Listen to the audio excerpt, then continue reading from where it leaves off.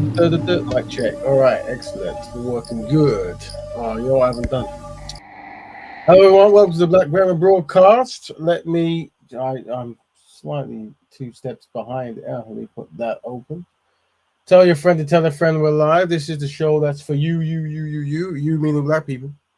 And this is the show we're using to find solutions. Oh, I did put that number in, didn't I?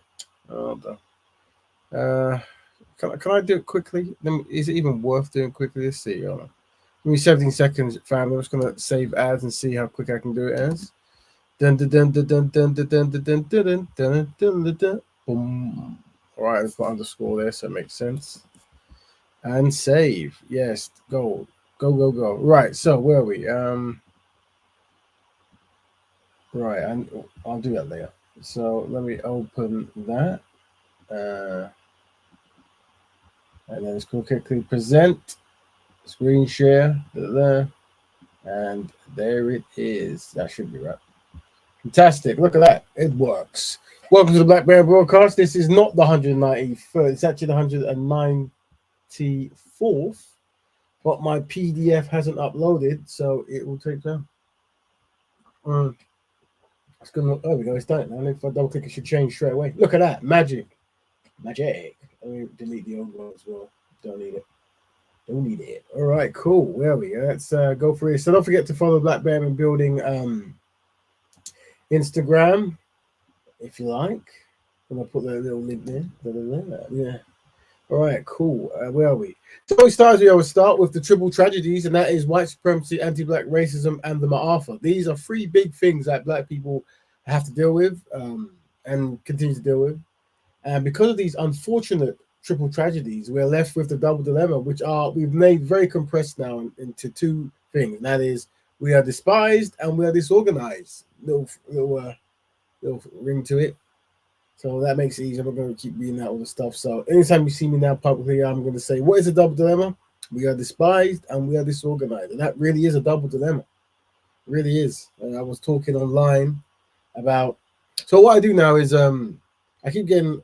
and there might be a brother jumping in live to talk about biracial relationships and issues like this, whatever. But I remember whenever there's like an argument online about stuff like that, I always ask, well, when you decide to marry out, does your partner support reparations? And usually that starts a new debate, and people, anxiety starts flying, and and then I always have to remind that I'm just using this to demonstrate that before you guys get married and stuff, these are the big things to talk about if you politically are on the same kind of wavelength. Anyway, so the double dilemma means we need to have a single solution, which we are saying is Black Betterment. That's right. So Black Betterment is that single solution. So what is Black Betterment? It's a lifestyle of black people continuously helping black people on black issues. That's right. Let me actually open my thing as well. I had a shortcut. All right. Yeah, we got two types of Black Betterment, Black Betterers and Black Betterment builders. We go over that in great length at times. But there's two styles. But there's three areas we're focusing on. That's the black families, the black economics, and black health. Very important. I think today we've got black health because we're dealing with hair stuff, and maybe black economics, maybe or something. I don't know. With the other topic. Have I got a shortcut? There's a shortcut. It works. Excellent. Cool. So what is today's topics? Don't forget we're going to send a link out. Please don't forget we want the 4D values: discipline, dedication, dignity, and discernment, blah, blah, blah. So try to be constructive and jump in. Don't use broad language. Anyway, today is Black Samurai and Shampoo. What does that even mean? Let me just quickly share this. So I'm going to put the link in there if I haven't done it. Oh, I have done it. Let me just, what's that word when you pin it? Just so guys want to jump in, we've pinned the message. This show will be like 40 minutes, maybe a bit more, then I'll end it. Unless people jump in, of course. And there was a brother who said he wanted to jump on to discuss something. If he's up and not working, he can. He accused me of having a strategy against certain members of the community, so he's always welcome jumping to explain what that means. Maybe I do, and if I do, I should change. Let's see what happens. So that's biracial bonding part 3. If the brother wants to jump in, he can. But before we deal with that topic, we are dealing with Black Shampoo and Black Samurai. Now, the Black Shampoo, what it is basically, there's a lot of, black people have a lot of products. Now, obviously, our standpoint is we want to support black-owned businesses. So if you can make black shampoos and stuff, we recommend it. And if you can't, then try to buy, shampoos that actually don't harm and destroy yourself or harm your hair. And I think many of you brothers and sisters out there will have your own personal thing. So let us know so we can, just talk about it. What would you recommend when it comes to just black hair products in general? Things to avoid, but we've got videos just to go over just to make that easier. And Black Samurai, last week we spoke about their game coming out, French game. Was it Canadian French or something? And it's quite popular, and they've got a black man as a samurai in it, and people are going off on one. And even though he actually is based on a real samurai, they're not happy because a lot of white men are saying we're being replaced in games. And they've now used that to then try to speak on Japanese behalf and say, you've got a black man in a Japanese role. We've never seen this kind of thing before, even though they had a movie called The Last Samurai where the old European man did this. And this black man's actually based upon a historical figure. They're not best pleased, but either way, they're saying he's not a real samurai and all this kind of stuff. So as we always have history stuff here, we are going to look at some the history of the black samurai called Yasuke. Yasuke, I'm probably saying that right or wrong, who knows? I'm sure you know. So what should we start first? Let's probably start the samurai thing first, maybe, just because it gives me time to. There's something else I need to do, which I can't remember anymore. Let me see if I've got the videos. So let's start with I didn't actually blackify this, so I hope it doesn't. I hope this man doesn't have a copyright thing. That'd be annoying. Very annoying. Is that him? Hold on, where is it? I didn't. Number 2. Let's admit this guy. All right, cool. Let's see what this guy talks about. Is brought to you by Squarespace. Whether you need a domain. Okay, cool. We'll skip that. Because I'll big up this man's channel, Simon. Is that Webster or Whistler? I can't see. It looks Whistler or a B. I don't know. Whatever. Let's listen to him anyway. Or at home in a movie or. It's all about the Black Samurai. Let's click some things so the algorithm doesn't get annoyed.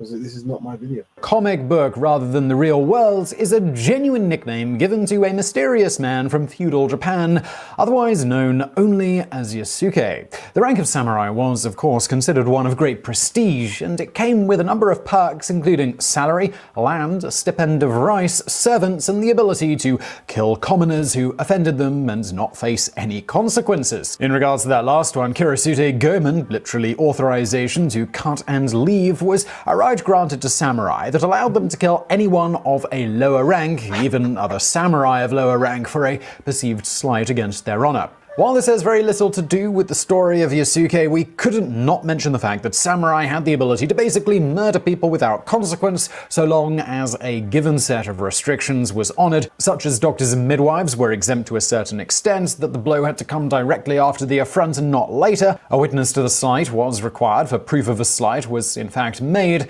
etc., etc. But in the general case, samurai were of such high standing that dishonoring one in front of a witness was a great way to end one's life. Given the highly regarded position samurai enjoyed, it was seldom an honor doled out to foreigners, and as such, there are less than a dozen confirmed examples of a person outside of feudal Japan being allowed to call themselves samurai. Amongst this select group of foreigners, Yasuke not only stands out for being speculated to have been the first, but also because he was the only one who was black. Little is known about Yasuke's past, so little in fact that we know neither where he was born nor his original name. It's mostly agreed that Yasuke hailed from somewhere in Africa, though which area exactly has never been conclusively established, with Mozambique mentions in most accounts of his life. This is thanks to Histoire ecclésiastique des Îles et Romans du Japan, written in 1627 by one Francois Solier, where he claims Yasuke was from that region, and my French pronunciation is absolutely terrible. However, it's not clear what his own source for that information was, and he wrote it almost half a century after the last known direct documented evidence of Yasuke. Whatever the case, originally believed to have been a slave captured sometime around the 1570s by the Portuguese, Yasuke was bought by and became the servant of an Italian Jesuit and missionary called Alessandro Valignano. Valignano was famed for his insistence that missionaries to Japan become fluent with the language, requiring a full 2 years of study in Japanese, which helped his group stand out and be more successful than others. As for Yasuke, he traveled with and served Valignano for several years until the pair made port in Japan around 1579. Upon arriving in Japan, as you might expect, Yasuke immediately became a subject of intrigue and curiosity, both because of his apparently extremely dark skin and his intimidating stature. Variously described as being 6 feet 2 inches tall and 6 feet 5 inches tall, Yasuke towered over the Japanese populace of the period, with males only averaging about 5 feet tall at the time. Beyond his height, he is said to have possessed a powerful, chiseled physique. According to legend, Yasuke's very presence inspired both terror and curiosity in locals to such an extent that several people were supposed. We're looking at the first recorded black samurai in Japan. We're talking about he was a whole foot, well over a foot and a half bigger than the average man. Plus, he was built, and he was quite learned. He was part of some kind of touring recruitment. He was an enslaved person, but he was also part of the recruitment process of trying to get people to be, I guess, Christian, I think. Supposedly crushed to death in an attempt to make their way through a large crowd that had gathered to see him. Other stories tell of people breaking down the doors of places Yasuke was staying just to catch a glimpse of him. Whether any of this is true or not, sometime in 1581, while visiting Japan's capital, Yasuke came to the attention of a man who is considered one of the people ultimately responsible for the unification of Japan, famed Japanese warlord Oda Nobunaga. Nobunaga apparently insisted on meeting the mysterious dark-skinned stranger who was causing such a commotion in his city. Upon meeting Yasuke, according to an account by Jesuit Louis Frois, Nobunaga apparently ordered Yasuke to be roughly scrubbed with brushes to prove that his dark skin was real and not artificially done with ash charcoal or things like that. It is from this first meeting that one of the only known accounts of Yasuke's appearance comes from, with this fateful meeting documented in the Lord Nobunaga Chronicle. On the 23rd of the second month, March the 23rd, 1581, a black page, Kurubozu, came from the Christian countries. He looked about 26, 24, or 25 by Western count, or 27 years old. His entire body was black like that of an ox. The man was healthy and good-looking. Moreover, his strength was greater than that of 10 men. Nobunaga's nephew gave him a sum of money at this first meeting. Presumably... So this man was late 20s, handsome, muscled, and people were quite in awe of him. Keep in mind that in Japan, they hadn't really seen black people. Not like that. Thanks to Valignano requiring missionaries to Japan to learn Japanese, it appears at this point he also required it of Yasuke, as Nobunaga was said to have greatly enjoyed conversing with Yasuke and was intrigued to learn about his homeland. He ended up liking Yasuke so much that he eventually took him as his own, or rather, officially, Valignano gifted him to the warlord. Nobunaga, who was known for his fondness for other cultures, which is in part why he was allowing Christian missionaries to operate in the area, gave his newly found confidant the name Yasuke. Although technically still a slave in the sense that he had to serve Nobunaga, Yasuke quickly rose in stature in the eyes of Nobunaga, with Yasuke ultimately being given a house, salary, and servants of his own. During his rise, he apparently served as Nobunaga's weapon bearer and bodyguard, and was otherwise seemingly treated as an equal by his peers. Yasuke was also eventually given a katana from Nobunaga, apparently conferring the title of samurai upon him, as only samurai were permitted to carry such a weapon at the time. It's also noteworthy that he wore the traditional armor of the samurai when in battle. Yasuke also had the frequent extreme honor of dining with Nobunaga. All right, there you go. There you go. Matter of fact, we actually jumped right into the. We've got 2 more minutes, but I'll cut it. Unless people want to hear it with it. So that's just a brief history of the first black samurai, and there's more, there's epic wars and stuff like that. But just something. But normally we actually start with kind of like a roundup of videos. So let me actually open that now because it's loaded. So I've got those. It's quite a lot though. Let me check. Let's see what today came in before we jump to our second topic. I saw this in America. This was quite disturbing. In the classroom, on school hours, stripping down butt naked, bending over, and showing everything on the video, and all you could see was cellulite hanging in pubic hair. This is a disgrace and a shame that this is the type of educator and teacher that is in the classroom. And she made multiple videos. Yes, the district was unaware until we brought this to their attention. But what we're asking you to do now is to go even further. Nullifying her contract is not enough. We demand that the superintendent and the board ban her from ever teaching in this school district again. We want a permanent ban on her. Secondly, we demand that this school district send a letter to TEA demanding her certification as a teacher be terminated and revoked. 3, we're demanding that this district contact law enforcement. And we want to make sure that the students that she taught are interviewed, or a hotline is set up to make sure that she didn't do additional things in the classroom that may be inappropriate, unethical, unprofessional, or dangerous in the environment of those children.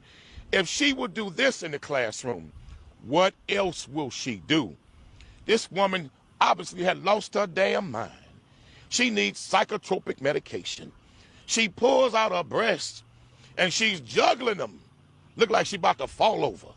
Then she bends over and pulls down her panties, spreads her cheeks. I'm not lying, I'm telling you what's on the video. Spreads her cheeks. This is madness. This woman should never, ever be allowed to be an educator. This woman should never be allowed to work around children ever again. And I believe that if a thorough investigation. Big up brother Kane Black, I think it's Kane Black, Kane, and the round table. Big up. Takes place. Just looking at random videos that's on the internet. You can find something criminally to bring her into a courtroom for, because I've seen law enforcement put parents in courtrooms for far much less than this. If we can put Donald Trump in the courtroom and find something to prosecute him for, don't tell me we can't find something to prosecute this woman for. You know, not best behaviors for a woman teaching children. What else we got? Let's see. We got black folk. Oh, that's just very important message about teamwork. You're never going to go to a Chinese restaurant or Chinese anything and find black folk working there. We only hire our own people. We only buy from our own people. We only support our own people. You black folk will buy from any and everybody because you don't have a code of conduct. It doesn't mean anything to you. That's why you. Like Betterment is that code of conduct, and this is what we try to fix it. All can't get ahead because you don't play as a team. You all play as individuals. And you listen to these black activists on the streets saying we're not a monolithic people. You know, just because he did it, we don't have to do it. He's wrong. All of you should play as a team. Even if you don't like something that the group is going to do, you should play along with the team, and so you got team power. Wealth and follows the numbers. If you haven't got a lot of blacks with you, you're not pooling your money, pooling your votes, pooling your attention, pooling your interests, pooling your labor, then other people will pick you clean. You know, I need to get a collection of quotes. I get time. A collection of quotes and just play it, right? And then record it, maybe get the person who says it as an image or whatever. And then get a whole load. And then in the intro, in the 5-minute intro where we get into the show, that while the ticking is you're hearing, you're also hearing the quotes. That would be a good idea. I mean, that might take time. But if there's any kind of quotes you reckon I've got, if you got any links, I know Francis Cresswell should be some good one. Maybe Khalid Mohammed, maybe Farah Khan, maybe Umar, maybe Mark Scarry, maybe Neely Fuller Jr., maybe a couple. Who else? I'll have to think about it. But any ideas? And then what I'll do is I'll just piece all the quotes together, just so while the clock is ticking, you're hearing quotes. Important quotes. That might be a good idea because some of these things are jewels, though. All right, yeah, I'll see what I can do. So I can find it. All right, excellent. Yeah, plays a team. Very important.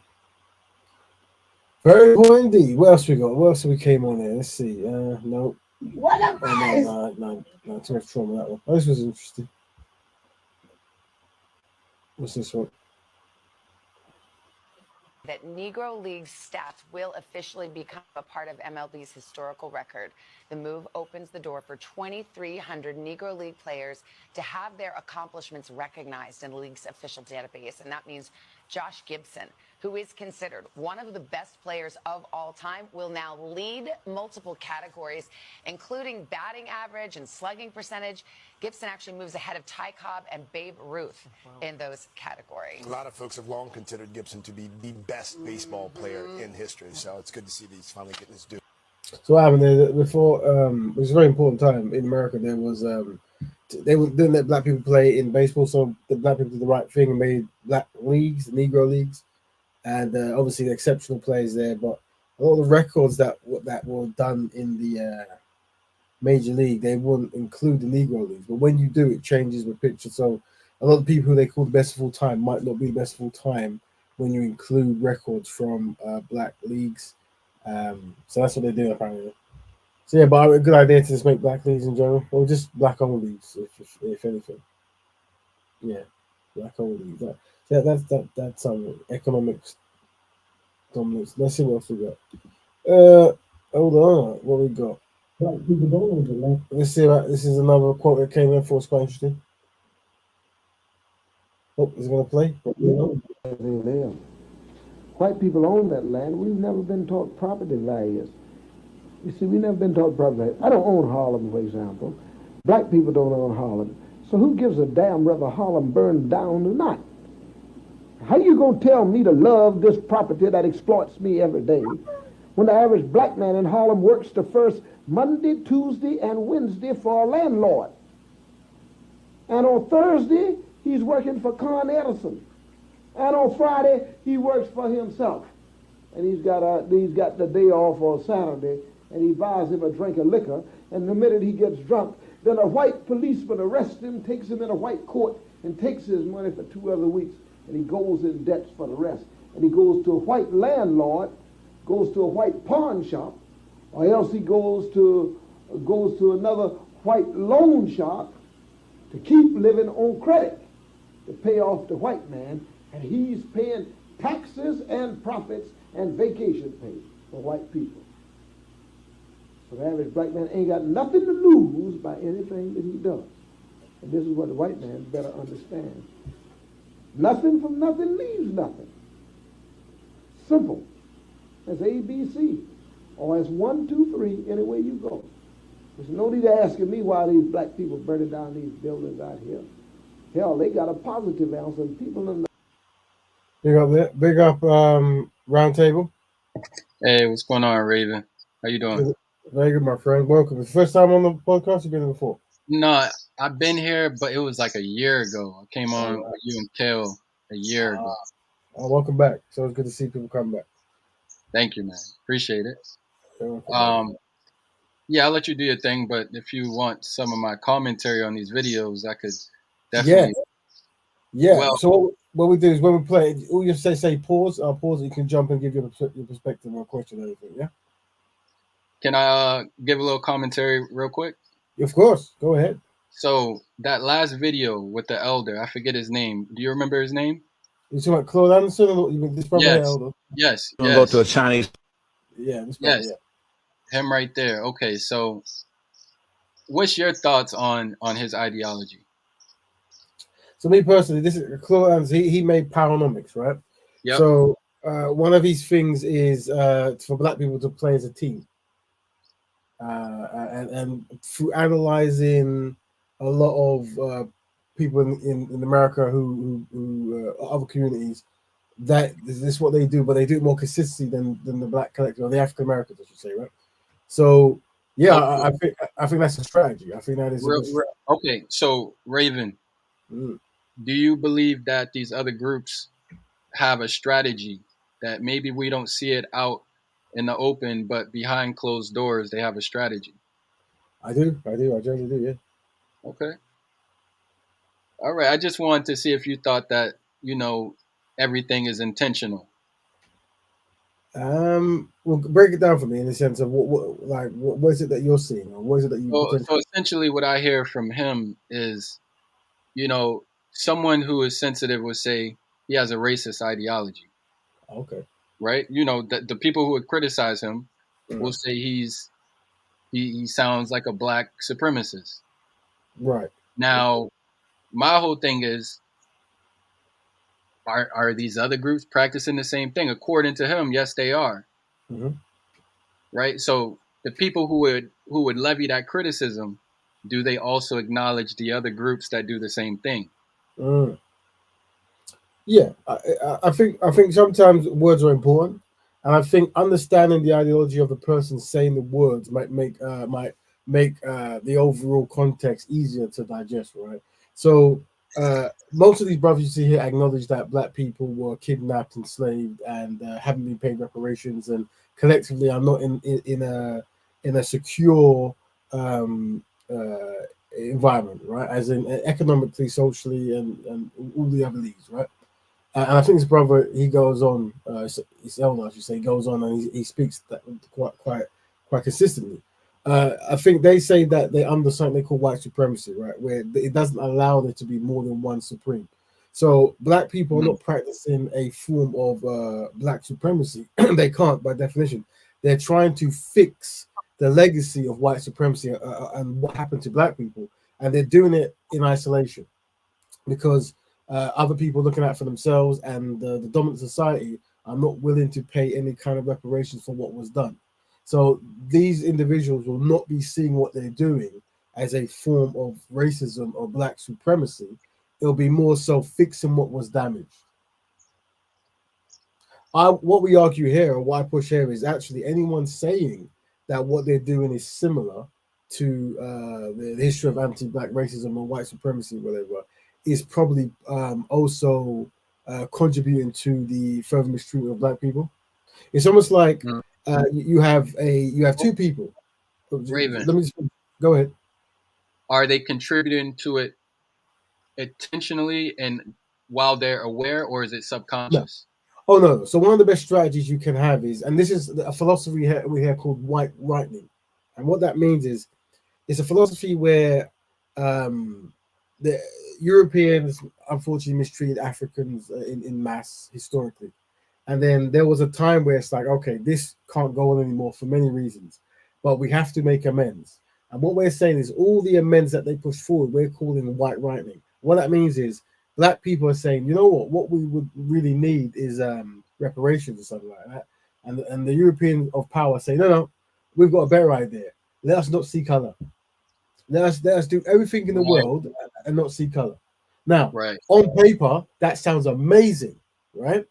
But the problem is you haven't fixed what was done when people did see color, right? Right. So now that could be seen as a very smart strategy, as an because right now it's not balanced. So if you're not seeing color, people moving at the same rate, you're always going to be 7 steps behind, right?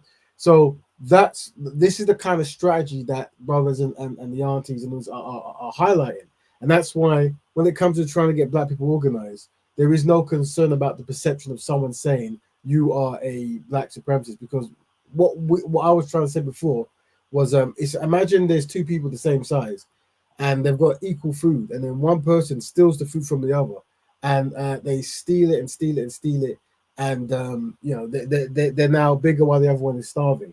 Yeah, the other person is going to try to get more food, right? So they can get to the same, so they get to a bigger size. But when they're doing that, um, you know, you can't go to both and go, well, hold on, you should kind of share that equally. So no, we're not under we're it's not really like that kind of game, right? It's like we're disproportionately pushed away, so we have to try to get more back. So we have to work as a team to get more back because more was taken, right? So you can't look. So one guy is much bigger, one guy is more slimmer. You have to give the slimmer guy more food than the bigger guy because the big guy's already had more food. Plus, he took the food from the slimmer guy, right? So Mm-hmm. these are the pictures that I would recommend we try to paint, because white rightening. Let's remember that philosophy there. For those listening, we are saying that is a philosophy used to make people walk up to a poor black person and say, "You are racist" by trying to fix the challenges brought upon your community caused by racism. Raven, what's that word you're using? White what? White rightening. Very important, right? Important. So we want to get this out in the internet land, right? Because I see it all the time. It's Hold collated, on, wait, hold on. You said white rightening? right? Yes, as in you're trying to write in something, right? Ah, You okay, get okay. white whitening, as in I'm a white person and I know I've done wrong and I'm going to make it right. And here's how I'm going to make it right. I'm going to make it right by telling everyone not to see color. I'm not going to say white people not to see color. I'm not Yeah, going to say give back reparations. I'm going to say every single color person should not see color when you do stuff. But actually, that's not how you fix things. How you fix right, things is you recognize who was harmed and you right. target it. Yeah. But it's only, for example, identifying as black is okay when you're highlighting people struggling and falling behind and committing criminal acts or being enslaved. You're allowed to use the term black people, right? But when it comes to come together for economics or fixing issues, you can't do that. You can't. This is a you can't identify and highlight those things there. This is a consistency we see, and some are saying that this might be further part of the mistreatment strategy. You see, because Yes. it's very consistent. And that's why it's very necessary for brothers to say this. We're going to listen one more time for those who join in just to see what started the conversation. Let's go. Black folk. You're never going to go to a Chinese restaurant or Chinese anything and find black folk working there. We only hire our own people. We only buy from our own people. We only support our own people. You black folk will buy from any and everybody because you don't have a code of conduct. It doesn't mean anything to you. That's why you all can't get ahead, because you don't play as a team. You all play as individuals.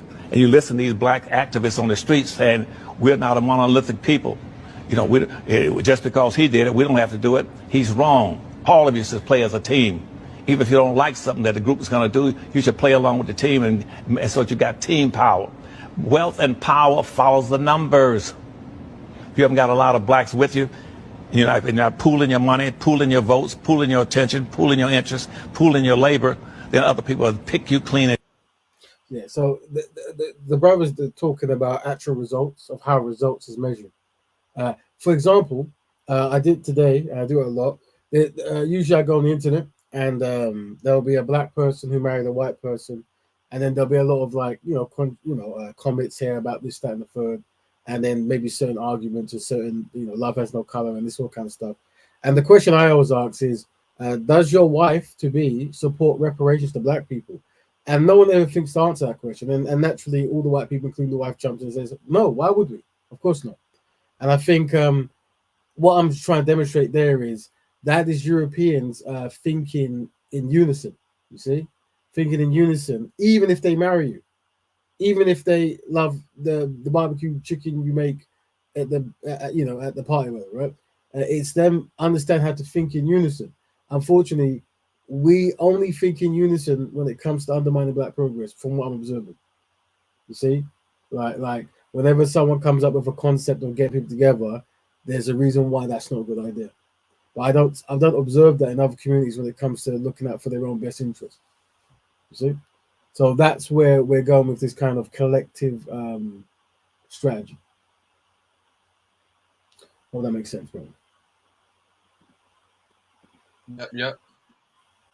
Right, let's look for other stuff. Let's see what we got here. If you go to I'm just looking at this photo shows something. So this is a. Go I ahead. got something, Raven. Go ahead. That next video you played, the one with the he was talking about the Negro Leagues. Now, Oh yeah. Let me get he's that. talking about. Go ahead. Yeah, go on. Yeah, I thought there was a video about. My bad. Maybe Yeah. it wasn't him. I thought there was a video about the. It's Negro Leagues. I got it. Let me see. Basketball. Negro base. There we go. Negro base. This one. There. Yesterday that Negro League stats Yeah. will officially become a part of MLB's historical record. The move opens the door for 2,300 Negro League players to have their accomplishments recognized in the league's official database. And that means Josh Gibson, who is considered one of the best players of all time, will now lead multiple categories, including batting average and slugging percentage. Gibson actually moves ahead of Ty Cobb and Babe Ruth in those categories. A lot of folks have long considered Gibson to be the best baseball player in history, so it's good to see these. Wow. There you go. And you know what's crazy, bro? I never heard of him. Yeah, this is the thing. This is why because American sports is very data driven, and they didn't include the because it was a different league. But even the more importantly was there was one league full of the greatest black performers and a league for the greatest European performers. Now, not to make any kind of disparaging and stuff, but if you look at the physical conditioning of even the person that said Babe Ruth was the best of all time, he didn't necessarily look like your typical athlete that you will see today, or even the Negro leagues at that time. Right. So when they start putting in the Negro League data, it's going to really change the perception of who is the greatest of all time, and that's what they're talking about here. But yeah, so that's an interesting thing. Well, how do you feel about them integrating the stats though? Because we had our own league, and then the league, I'm guessing, got bought out by the majors. Is that what happened? No, so what happened was when the major league allowed black players to come in, that was a lot of the black people decided that they would run, and this is a challenge that black people go through. You're better off, as in going to where the higher pays, where the big cameras are, and this kind of stuff there. So it fizzled out. Now the problem with that was the Negro League did more than just one thing. It hired many different things. It hired people who on the stadium, people who were selling food at the vendors, people who sell things outside. It was like an economic kind of system. And that system gradually went because it's like the brother you said, Claude Anderson, he says the white ice is colder, where black people will go to a white shop because they believe that the ice in the shop is actually colder than the ice in the black shop, you see. And it's this kind of concept.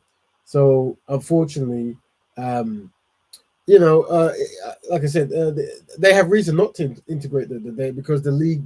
I don't think the Negro League was actually purchased by Major League, so I'm not too sure. I have to look that up, right? But if they are going to include it, then it will change the perception of who could be viewed the best because there was a lot of record trend setters in the Negro League at that time. It was the African American. It was the one of the most popular sports at that time, but it soon has become American football and basketball. So, are you saying that the issue that we have is the perception we have of ourselves, or the history's uh, narrative of ourself? I think what it is, and this happens all over the world. There is this wanting to be in white spaces, and I'm not valuing what you've created. And this is why we want an ideology that makes you automatically value what you do. Hold on, Raven. Hold on. Who are you saying has this ideology though? Because there's groups and populations of black people that don't have that ideology, where they want to be in white spaces all the time. Yeah, of course. So what we find is amongst black people, you're always going to find small pockets of people who do not think a certain way, right? And the idea is to get those people to come together to form the ideologies that make the rest follow. We've got a thing called the fusion of innovation. It's a way of doing things to influence others. But in masses, you tend to find that black people are not that way inclined. By living in a system where you have TV and you have marketing and magazines, you are viewing the lens for a European kind of goggles, whatever, right? So you will always see many. I'm not saying you. I'm saying it's just a figure of speech. People will see European stuff or white stuff as something more alluring, right? And that has happened throughout history. And you have to have a special kind of program to not see that. Mm, You see? okay. So mm. my question is well, essentially, it sounds like you're saying throughout history, black people have consumed a certain ideology, have taken on certain behaviors due to that ideology, and now we need a process or a strategy to undo that doing. Basically, So if you're going to use African America as an example, there's a process called there's an ideology called B1, Black First. Yeah, and it's just like whatever you do, try to put black people first, right? And there's other kind of small institutions, maybe Nation of Islam, maybe Hebrew, who knows, right? Maybe Black Panther, I don't know. But where by automatically always thinking of what should black people do to progress collectively, but always remembering that that is not a normal thing for black people to do because of our history of all of us, for the most part, are victims of either enslavement or colonization. And when you've gone through hundreds of years of this concept where you are used to benefit others, you can internalize and culturalize those practices. So what other communities don't, they like Jewish community, Asian community, Chinese community, their thing is, how do I survive? How do I find a system where I can continuously be myself and get by and own? And that's why in America, Canada, and the UK, you find that in what we describe as a black community, early on, the economic power hubs were never usually black. They would have been Jewish, Chinese, Indian. You see, we never we never really it wasn't as important for us to have that kind of circular system of ownership and B1ism. Yeah. Well, did we ever have a pro-black ideology, like There, anywhere there, throughout history? there. Well, yeah. So there has. I mean, sorry, B. I was at Stanley. I'll bring up Stanley. America is not like, yeah. We understand Stanley has this ongoing fascination with these quotes. Anyway, what I was saying is, so the question you asked is, was there not a black first ideology around the world? Is that what you're saying? Yeah, I'm saying anywhere throughout history prior to the transatlantic slave trade. Can you Was it? identify? Well, back then, the African continent. If we go to African invasion and stuff, a lot the Africans will be more tribalistic, right? They would have seen Africans more. They would understand the similarities, but there might have not been a value to view the whole of Africa as one. Maybe there's philosophies out there that did, but it's only when European became so strong where that ideology made sense, because Europeans are saying we are going to dominate this continent and enslave these people and take their resources. Okay. And even though I, the Englishman, don't like you, the Frenchman, we can both agree that we're from the same kind of climate, and we can by working together we can carve up Africa and divide up the Caribbean. And if there's any kind of rebellion, work together and then work against it, right? They pretty much got on code. And even the world wars, they go on code. You know, we can get our full.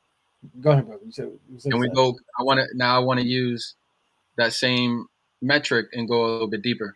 Where did their philosophy, like what encouraged that philosophy that they used to incur on the African continent? Like what created that ideology? What sparked it? Well, I mean, there's many different theories, but I think one of the things was how to get free labor, and what ideologies can you create to make that make sense.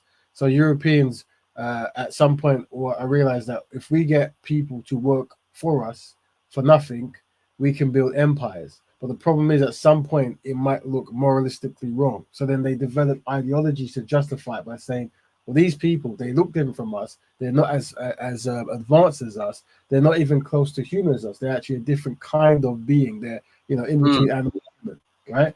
And by doing this and having that propaganda, people would agree with it. And now cultures and concepts around the world have agreed with this concept that black people are lesser than, right? Do you think they actually believe that? I think it's like this. Are you based in the States? Yeah, I'm in Massachusetts. There you go. So what would you say the most popular kind of food or a restaurant in the States is? Fast food, like a sub shop. Right. But the thing is, do you understand that stuff isn't good for humans? Are you aware of this? Yes, yeah, of course, man. You say this, but yet it's the most consumed, right? Right. Why is this? Because of marketing. Marketing is very powerful. I work in marketing. I've done it for over 25 years now, right? So I understand how you could create a problem and then give the people the solution. You see, you could create systems in people's lifestyles where they're constantly doing the same thing forever without you even being there. Yeah. And this is how the Europeans strategize in order to make sure their colonies and their empires thrive. And they use African labor because it was effective. Africans could survive in hot climates for longer. And it took time to break them down. But once they broke them down, the philosophy made certain things constant, like a cycle. You see, that's why now, if you try to talk openly about black people, to black people about doing constructive things for yourself, you might get people who are offended by this. Mm, They're hmm. offended by this concept. You know This is what's because. crazy? Go ahead. Sometimes even the black people that you speak to are offended by it. That's the what I just said. Yes, as in like, if you say let us do something for self and let us do and try to correct issues from the past, there'll be a big objection. And then you have people who might say things like, "Thank God they took us from Africa because now we're in a better place." This kind of stuff. Yeah, yeah. And what I'm saying, it happens on so many different levels. Where here's what it is: the different ethnic groups of black people and the inner ethnic groups of black people will fight more hard against each other than they will against other ethnic groups outside that group, right? And once again, this thing our ancestors have told us happened. We see the psychology of it, right? So that's why the only thing that people don't have that other communities have is a religion or a culture that puts them first. Yeah, that openly puts them first. So that's what Black Betterment is. It's literally the lifestyle culture of how do you always put black people first and try to fix the errors of the past. Now, when you say first, you're saying first out of everybody, or just in general, like just putting a black person first? Because if we're saying first, only one group could be first, and right now that's white people. Well, what we're saying is when you're existing, how can black people benefit in the things I'm doing? If I'm starting a business, can I network with a black person, or can I try to find a black person, or can I teach a black person to do this role? I'm making a book. Maybe it should be about black people, right? I've got this kind of idea. Let me include black people. When people ask me who I want to marry, let me say black people. If you can be B1 in every single people activity as much as you can, yeah, and that's an ideology, that's a culture, that's a concept, right? That's a template. Then black people will progress because it's your default, you see, and other people not letting black people in is their default. So okay, but here's one thing I think though. You can come up with strategies, multiple different strategies, but what if the game is designed to just keep things how they are? So should we continue being a part of the game and just come up with new strategies, or should we stop being a part of the game or the Yeah. system? So I'm glad you said that. And I go to a place called Speakers Corner, and this is like the every black person I come across. This is their number one talking point. Like, it might be different to what you're saying, but you're part of the system. So everything you're going to try to do, you're in the system. And I'm saying, having a group mentality, yeah, uh, is primary because if the strategy is make a new system, enjoy the system, or create a brand new super system, you're doing it together. But what we're saying is, let's ponder this concept of what we should be doing in this unity. While we're pondering if the system is good or the system is bad, let's not be organized. Let's not have a meeting hall where we all come together to discuss that thing. Let's actually so rather than coming together to discuss that, let's actually discuss not having a system. And I'm saying that other community groups are much better at being organized. We've got something called the double dilemma, yeah, and we streamlined it to these two things: black people are despised and disorganized. That's a double dilemma, and because of a double dilemma, we need a single solution, and that single solution is black betterment, which is B1, a lifestyle that you're always trying to forward. You're putting black people first in every constructive way. You are centering black people in all constructive metrics. Okay. You see, you're trying to find a way. Now, what happens is when you do that, someone will use white lightning influence to then undermine it. So they say, well, you want to help black people, but not all skin folk is kinfolk, right? And then every Yep. black person hears that and they do a backflip of that, yeah, because we have a self-sabotage chip in our mind where it's like anything you do to undermine ideas towards black collectiveness is good. So we have to have a counter philosophy. And the counter philosophy is, yes, I agree. We practice what is known as open door elitism, meaning you're looking for people who are constructive and they want to do unity-based work to work with a small group, because we know the world is run between 1% and 5%. Yeah, it's actually less than 1, but between 1% and 5%. you know that number can actually run the world with organization. So if the masses are unsynchronized, you can actually get the small. And we're saying that that open door elite is those who want to. So there's no point talking about those who don't. You see, there's always philosophies to make people not unify. But what Black Betterment does, what the scholars in Black Betterment do, is hear that and have a counter to it. Because the most important single thing is Black people coming together for Black issues. And what they'll do, they'll try to redefine Black people. They'll try to say this kind of ethnic, this kind of tribe. But we have counter philosophies. And when you hear the counter philosophies, because the way it's written, you go, oh, yeah, you're right. You see? So that's why we talk about white rightening. You see? Hmm. Okay, I mean, you might have more videos, but I got some That things I kind want of to say. I could wait. Go ahead. No, you ask. Go ahead. Like I said, but this show is done for the viewers. So whoever jumps on, they need to come first. And we've got time. We've got 2 hours for a show, so you can ask away. So go ahead. Well, okay, well, first I'll start here. Is this B1 philosophy economic, political? Like what phase do you feel it falls in? All right. So B1 is a term, but what we use is Black Betterment. So I'm gonna come here and I'm gonna say this. Watch. It's and we've got it all here in the data, right? Let's go. Give me 14 seconds, just so it makes sense. There we go. A lifestyle of Black people continuously helping Black people. So in all areas of activity, all areas, yeah, in all areas, yeah, you are centering Blackness. You are looking to work with Okay, constructive Black people to do Black deeds. so does this mean that if you're B1, you can't help a white person? You can help anybody, right? You can help who you want, but you're centering Black people. You see, you're centering, meaning that you're walking down the street and you see a homeless white person, give him a sandwich. That's cool. But you're now going to try to create an institution to make Black people not be homeless. Okay, so if I'm walking down the street and there's a homeless white person and a homeless black person, are you Yes. saying choose the black person?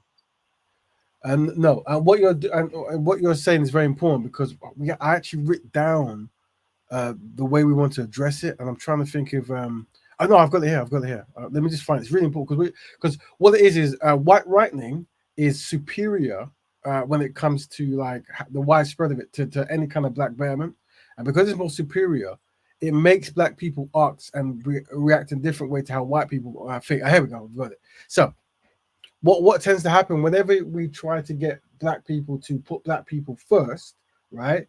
We get those kind of things where we get failure fabrications, you see, where someone will tell a tale to that makes doing that less favorable, right? And then when it comes to doing something against Black people, then we'll make that a successful simulation, you see. So what if I was trying to help a Black man, right? But that Black man tried to kill me and rob my car.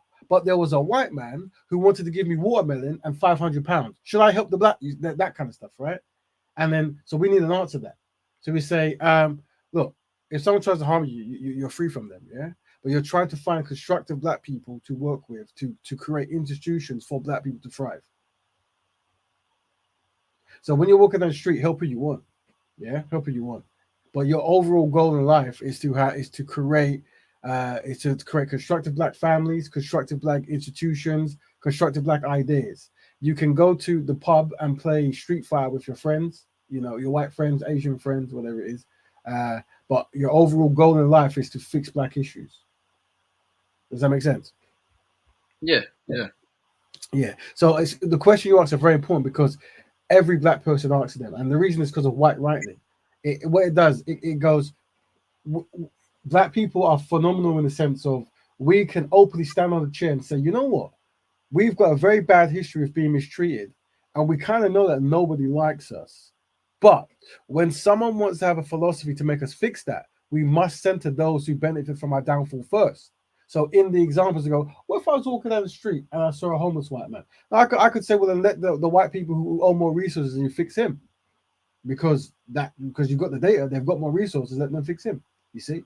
So what I'm saying, but then I give you different scenarios of what it is. And what I'm more important is letting us know that we're collectively inadequate, you see? But I'm using now the term disorganized. So I'm saying that we're disorganized and despised. but really it comes from that philosophy of being collectively inadequate. And that's what it is. We use failure fabrication to describe our efforts, while if we talk about others, we use success simulation to describe theirs. I hope that makes sense. Yeah, but you remember I was asking you, is this philosophy economic or is it political or is it social? Like All which in all of every it? in every people metric, in every activity that people do, you have a black Betterment philosophy, B1, or whatever term we use, pro-black, in every philosophy. But you have it in a constructive, reasonable way. Because if you don't have it in a constructive, reasonable way, people will brand it as something bad. And when I say people, I Okay. mean black people. Yeah. So that's why. So that's why when we start this show, we try to give. I mean, there's so much you can do in a 2 hour show, right? But there's a pattern. So you start the show starts and it says, white supremacy, anti-black racism, and the Ma'afa has caused black people to be despised and disorganized, right? So we need a single solution, which is black betterment, a lifestyle, not a religion, a lifestyle. Because if I said religion, it will cause anxiety because black people have been given different religions, you see, and we use those religions to fight each other. So we know that a religious person, a non-religious person, is allowed to have a lifestyle. So that lifestyle is black betterment. You see, so once again, it's thinking of all the challenges that failure fabrication will come up with, and then Wait, having wait, a wait. simple. Hold on. Did you say a non-religious person is able to have a lifestyle? So whether you're religious or non-religious, you can have a lifestyle. Okay, okay, cool. I agree Yeah. with that. So the example I give you is a Christian or a Muslim could be a vegan. Yeah. They can make a choice that I don't want to eat that chicken anymore, right? The religion doesn't say they can't. Well, it's the same thing. Black betterment is a lifestyle that allows a black person to try to fix black issues. Okay, I got you. You see? Now, that means once you're doing that, you don't talk about other people, you just talk about black issues, right? And then, but you can live your life where you have, all kinds of things going on and you do this, do that. But you are now agreeing that you want to fix black issues and you're going to try your very best, right? Now, when we start, we have black betterment in two types: betterers and builders, right? The betterers meaning every single activity they do is about improving black people. But we know that because we're collectively inadequate, not everyone can do that because it will cause tremendous anxiety because other people have white lightning in their head, not black betterment. So we say to those people, well, if you can't be a black betterer, why don't you be a builder? And they go, what is a builder? Well, try to do one activity for the rest of your life that is beneficial to black people. So make a school or a training yard or an app or a book or something that is only or dedicated for black people to improve.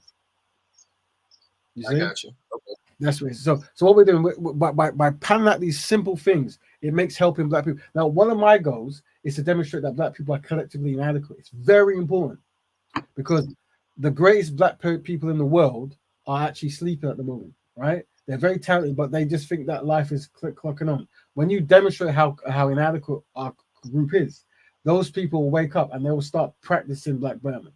And it's through those people, network of similar people, that they'll create the templates that other people will follow by osmosis. You see, they'll follow by osmosis. So we use these techniques to awaken those people who have those kind of skill sets. And then one the area we're focusing at the moment is the triple triumph, which is black families, black economics, and black health. These three are very important. They saying your point of view is toxic, Raven. Stanley said it's toxic. Well, no, what you must forgive what it is. One of the brothers, and you're gonna learn this. He's a cool brother, and basically because we talk about black love, meaning black man and black woman, it triggers him because he doesn't believe in this concept. And so that means everything that when we see this behavior all over the world, whenever you question a black man who hasn't got whenever you recommend a black woman to a black man who doesn't want to be a black woman, they will sabotage everything you've ever done. So the only comment you'll get in there is a person who places the daughter of a white person ahead of the black woman. And but we never want to mistreat these brothers and sisters. We want to let them know they're loved, but we are aware of the psychosis they're going through.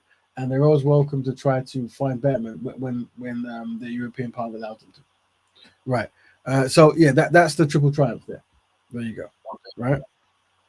And also something that's very important is whenever you tell black people and this is something we observe. There may be the brother in the comment who's going off on one.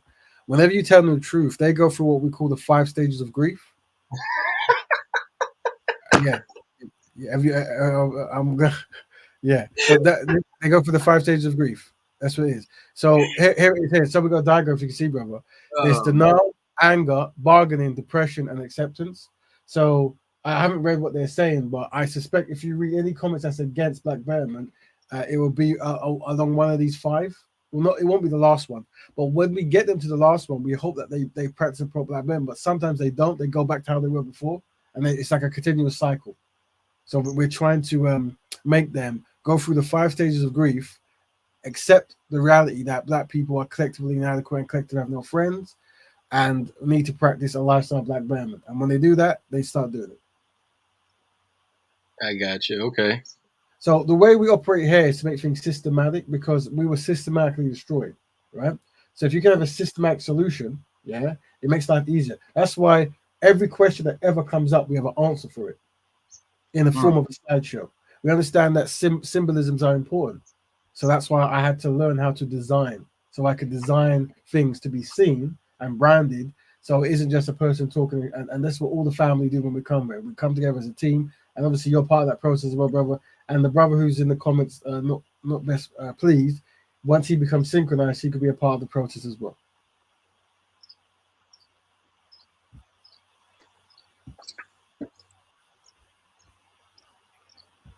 So let's go back to the thing. So my machine is really playing up. But yeah, we'll if you got any more, I'll keep playing some videos until if you got any more. And feel free, family. The link should be stuck in the my literally mouse is going off on what. Sorry. Yeah, there's a link in the top. If you wish to jump in, let me actually close my software. It's probably taking up power. Oh, yeah, because it'll be 14 seconds to close this stuff down. Wow, this machine, man, it's seen its last days. Yeah. So family, yeah. So the two things we're dealing with today, but brother Roundtable has jumped on. Is it J Roundtable? I believe it is. He's jumped on. He's not very, and we always say that we are community led. So your opinions are more important than the schedule.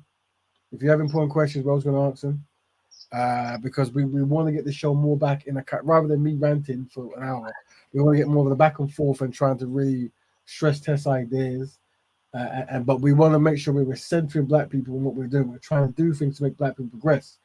Is Stanley a serious guy? Is he a serious guy or no? No, in the sense of the thing is with it, and we love the brother, but we have to understand that whenever you talk about constructive Black people and loving Black women, it triggers a lot of unsynchronized Black men, right?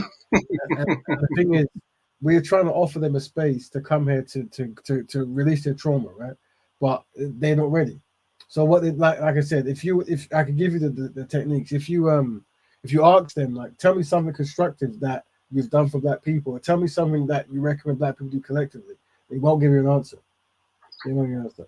And they're automatically triggered by the concept of promoting Black men loving Black women.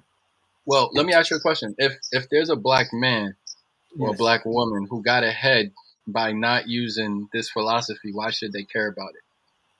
Good. I'm glad you said that. So how the philosophy works is this is just a fixated way of doing the right thing. There are people who are part of the Nation of Islam, the Black Panthers, some kind of pro-Black Pan-African group. They don't need a particular tailored Black Betterment because their lifestyle, their religion dictates to them how they have to do stuff. But the average everyday person might not understand to join that or feel comfortable to join those kind of institutions, right? So we give like a templated way because unfortunately through my research, the average Black person doesn't know how to do better collectively. Because white writing makes them see the world through a European lens. So they're saying, get a job, marry a person, get on, but don't actually have any community commitment. They have no community commitment. Matter of fact, they've got philosophies to undermine community commitment. That you see, that's why you need people like Claude Anderson to try to break that. Go, no. You have to work as a team. You see? And so we need more younger people because these brothers are going to pass on in a couple of decades. So we need the younger guys to remember that, because if they don't remember that, then they're going to push on white rightening and not black Betterment. A big up, Melanie Goddess, joining the panel. Welcome to see you back again, Black Betterment. Black Betterment brothers, how are you guys doing? Fantastic. Hey, how's it going? Right. So we just answered the questions from Brother Rante. He's got some very important questions, so we're always going to take him. Let me. If you got any questions, just feel free to jump in. I'm still going to play some videos to see what comes up next. That just doesn't. Okay, so this was something that's important. This is the. But I want to help. So in America at the moment, and certain places, you have inter-ethnic kind of tension where you have African Americans not getting on with Caribbeans or Africans, and there's certain things. And this woman's trying to explain, I guess, how Africans view race and stuff. And this is very good to unpack. Help African Americans understand that Africans coming to the United States are immigrants, first and foremost. Then they are Nigerian or Senegalese or whatever country they're from. And then at some point, they are black. But Africans don't put black high up on their identity well, as much as African Americans do. And that is for legitimate reasons on both ends. And so when an African is coming to the United States, they're thinking to themselves, okay, I'm an immigrant here. I have to do my best for myself and my family back home. The sacrifices that took for me to get here were no light work, okay? So I need to really align myself with what's going to make me successful in this country. And because it's the United States, it's the dominant culture, which is white American culture. And so Africans are going to instinctively ally themselves with the culture that's going to give them the most success. I mean, African Americans even admit that they have to code switch to be successful here because that's what brings success. And so Africans are like, all right, we'll do that. And it also doesn't help that for a long time, Africans are fed a very negative view of Black American culture, and that's its own propaganda. But because Africans are so conservative and they're coming to a country where Black Americans have been labeled as the antithesis to this conservative traditional family values, they have, if anything, more in common with Southern Baptist white racist people. But that aside, going back to identity markers, Black Americans put Black first and foremost, and then everything else goes below it. And so they're thinking when another Black people come to our country, they're going to want to integrate with us, the other Black people, because Black comes first. And they get quickly disappointed in realizing that for Africans, Black and the identity and that coming is not first. Their immigrant identity comes first, and then their country. And if anything, for us as Africans to feel like that's my brother, that's my brethren, or whatever, you have to come from the same tribe as us, because we have so many Black people around, we don't automatically pre-select for Black. But Black Americans don't have so many Black people around. Right, yeah. So this is what's causing a lot of the conflict and stuff, and that's why Black Betterment comes to rectify that. You see, regardless of your tribe or who you identify as, understanding how to work as a collective, right? Understand the value of it, regardless of what terms you use. And unfortunately, some people don't understand this. Be born in far-off lands and not understand it. Let's see what else we got. I mean, is it worth me reading Stanley's stuff, or is he still just saying what he wants to say? I don't know. Oh, let me see what he's saying. What's he saying? I don't know. It's just saying, yes, African immigrants are not foundations to American culture. I don't know why he's saying some of this stuff, but he's saying. We'll jump on Black here in maybe 11. Do you think that we don't know that? Yeah. Legacy of the Samurai. I saw this. This is scared of white, pro-white. Yeah, so this is why we need a code. So this is a brother in, I think, Birmingham or somewhere. Let's see, hold on. Hello, sister. Sudanese on pro fam. Like, what this? Well, what is wrong with this audio? Is it just playing? I'm pro-white as well, fam. I'm pro Sudanese on pro fam. Like, what does pro-black mean, fam? Well, only Black people must thrive, and you get me? Or Black people have been oppressed for, I don't know, 100 years. So for the next 100 years, we have to get pushed. Everyone have to live, fam. Everyone have to experience life and enjoy it, fam. Like, I think it's all nonsense, bro. At the end of the day. Yeah, so this, I don't know who his brother is. I'm sure one day we might come across each other. Who knows? Maybe not.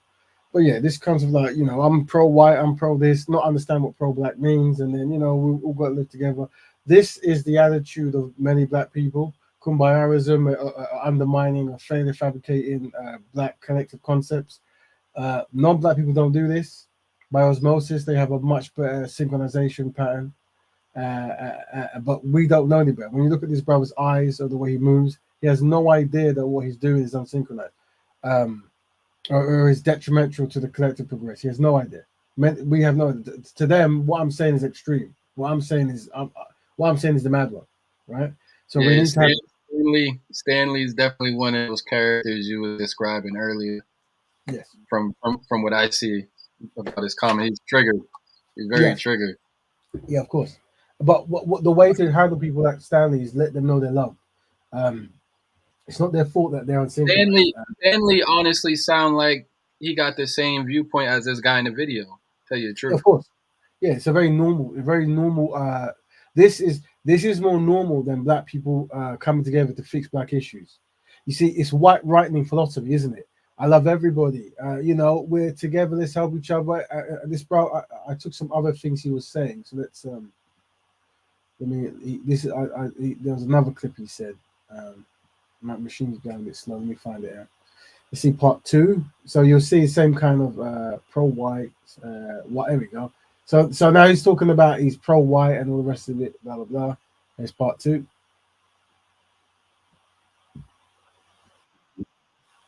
Find yourself a king.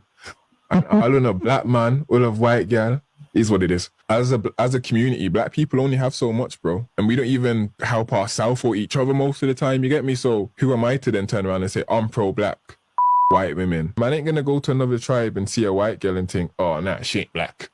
I ain't gonna breed that. Man, I'm gonna breed that, fam, because it's gonna benefit your tribe, bro. You know what I mean? We're bringing in another culture that has things that might benefit your culture. So we've got this called failure fabrication and success simulation. Notice how everything to do with the black is failure fabrication. Everything with the white is success simulation, right?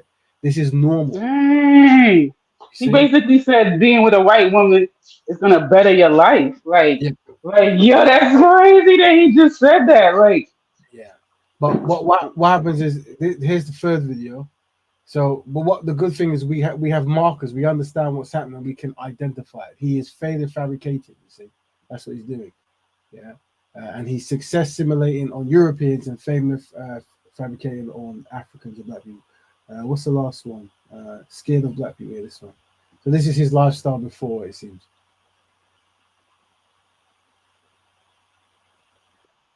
Of a black brother in a night track suit late at night, bro. I am, fam. You know, bro, man, see couple looking a bit booky, fam. Man are already thinking things, heart rate goes up a bit. You ready to get active? Let alone some little white lady from Sturchley, bro. You can't call her a racist, bro, because you know what man get up to? You get me? A lot of the stereotypes that people say, oh, not all black people are thieves, but man steal though, innit? Obviously, everyone steals. Have you been out there thieving? Yeah. I've stolen for sure. Yeah. I'm not proud of it, but I've stolen for sure, bro. Funny thing is, it wasn't with black brothers. I was the only black guy, fam. But yeah, maybe the racism got to me, fam. Maybe the stereotypes are right in my head where I'm running out thinking all black people are criminals and they are not, but But I don't blame them, fam. I kind of see, even if they are like have a racial prejudice, bro, I get it, fam. I do get it, bro. Yeah, so this is what this is very wow. Yeah. So I mean, it's almost like it was a script they've written to show like the real problem with many brothers and sisters.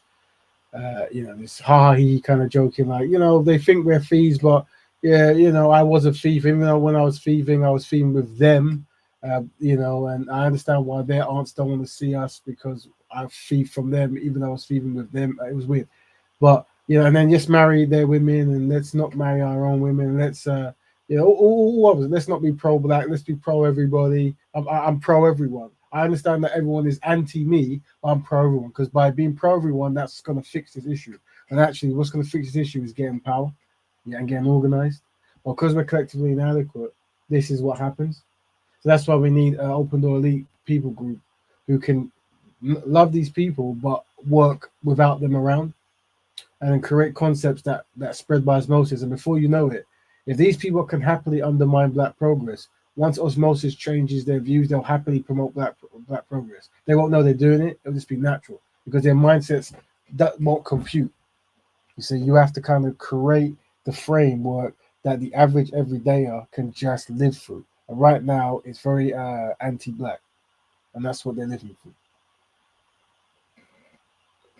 All right, let me give it. I've got these videos. Let me close some of these, take up some space. Any questions? Feel free, family.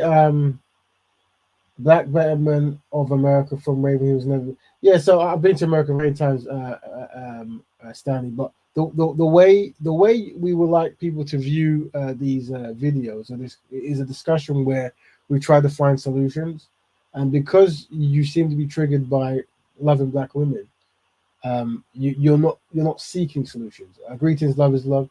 You're not, and we can see it, and we can use you as a case study. But when you go through the 5 stages of grief, let us know, and then we can allow you to practice black Betterment if you so choose. Let's see what other videos we've got. I got a quick question for you. Go ahead, family. Would you consider like a person like Cassie, like the one that Diddy just got caught video beating? Would you consider her a black woman?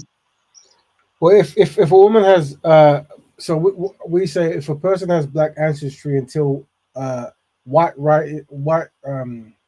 racial whitening or racial othering is complete, they are welcome to practice black Betterment.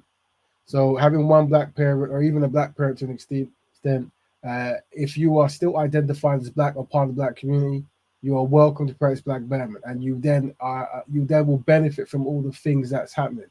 Well, there are obviously rule sets, so you're marrying within the community group. So we talk about a concept known as racial whitening, and how that works is Europeans had a strategy to destroy black people by, especially more so in Portuguese and Spanish-speaking countries, where they promote that you get better life if you don't marry a black person, you marry a white person. So that process can be complete, meaning the person has transformed into a white person, you see? And if they have successfully transformed to a white person, then they will not qualify for black Betterment. There's a new strategy for them, and that is reforming racial whitening. Because now they're a white person, at least to the public. So they can't practice black Betterment, but they can reform white people. They can create institutions to fix it, but none of them want to, because once a person is identified as white, they tend to live the life as a white person. So we've got on. I'm not even sharing the screen. Let me share the screen. So we have so things like this, right? You see, where gradually a person becomes white. So these people have black ancestry, but all the wealth that was created in their kind of black zone, where they were known as people of African descent, they had black parents or black skin or black afros or whatever, that's all now gone because they've continuously married Europeans. So this person, there's no need for them to practice black Betterment. What they should be doing is practicing white reform and getting reparations to black people, but they identify fully as white by this point. And usually I've yet to see one white person who does that. Oh man, have I moved that? You know what? I've actually moved that thing, so it's distorted the thing. I should fix that. Can't even show you that because it's distorted. That's a shame. I didn't know I moved it. I'll fix it tomorrow. Anyway, yeah. So I wonder if I did it to all the others as well. Let me go 10. Can I ask for what the brother's understanding, like what his feedback is? Because I know he's in the U.S. and here we have the one drop rule. So was Raven's explanation kind of in line with your personal perspective, or different? Well, Raven. Mm-hmm. Raven didn't answer the question. Well, he kind of, I mean, because I've heard Raven's explanation, and I know how to read, how to understand that he did, but he just didn't. He didn't say yes. I consider her black because she has African ancestry and she could still practice. Like if her and Diddy were to have a baby, the baby would also have Diddy's DNA as well as the black DNA that she has. So because she can practice Black Betterment because she has African ancestry. She is not completely absorbed into the white community, which is what Raven also said, is that if you are basically a white passing, she's not white passing. So he answered it in the way in which Raven answered it, and I know how I've heard his response to that question before, so I kind of understand that Cassie is a woman of a black woman who has like mixed ancestry. Like he considers her to be a black woman Yeah, who I has would play. mixed. Thank you, sister. I would place her within the black community, so she would be under the kind of protection and guidance of black people. So I was wondering, is that the same? Like for you, I'm always curious about like I hear different answers from different Americans. I'm here in America Yeah, too. but I'm just saying. I'm only asking questions so I can understand his philosophy. I'm not really even thinking about, how I see things. I'm trying to learn and get a better understanding of his philosophy. Yeah. So Oh, okay. one thing I do is basically this diagram here. What happens is whenever you go in public, because black definition it varies in different times and different places. Uh, Sometimes if I was to come and call someone black, they go, I'm not black, I'm African. If I call someone black, I'm not black, I'm colored, right? But at a certain point, those concepts overlap or they cross, right? So we have a working template known as the Sun People, right? This one here. And we're saying the Sun People covers the African, the black, and the colored, right? So you can either be all three or one or even two, yeah? But know that when we talk about black people, every time we put this little star symbol, you see it here? It's everywhere. And that means that that person could be or is some people, African people, colored people, black people of the ABC community. So when you think of the LGBT community, you understand they're homosexuals, lesbians, and trans and this kind of stuff, right? And you understand that they could be the same or different, maybe, but they're under the same umbrella. Well, the same thing with the black, the colored, and the African. Does that make sense, bro? Yeah, I got you. Now, the reason I've got this symbol here is because this is the idea. Because all these questions you asking very good questions. What you're saying is important, and what happens is it becomes systematic.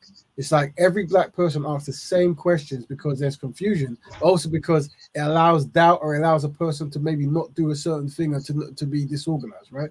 So we have actual symbol techniques, but we also understand if I come and say you're a black person, it might cause anxiety.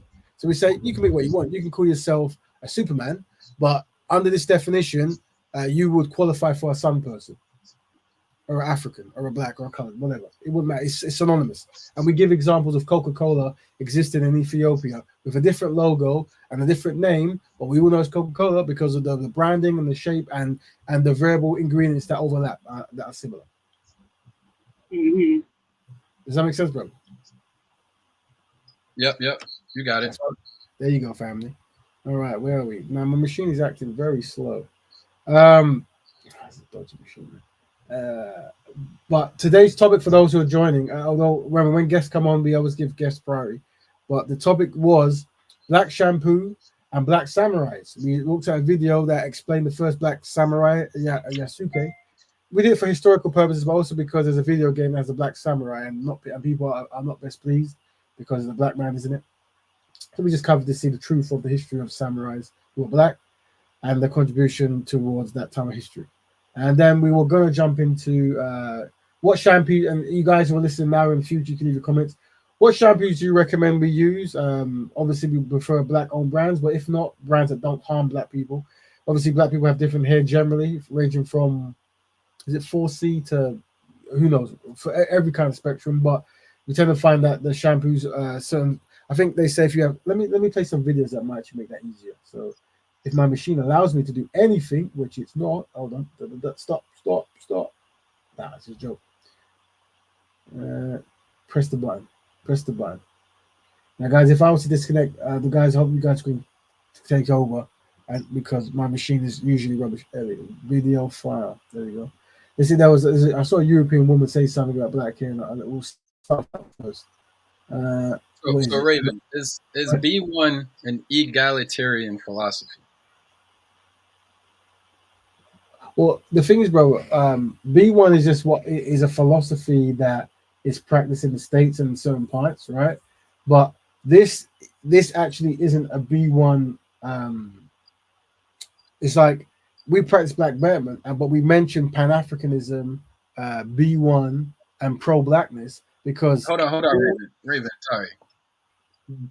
Is there a hierarchy or prioritization within this ABC community? Like, for example, is a black person prioritized over a colored person? no, no. So, Okay. yeah. Wait, but let me break it down for you because what you ask is extremely important.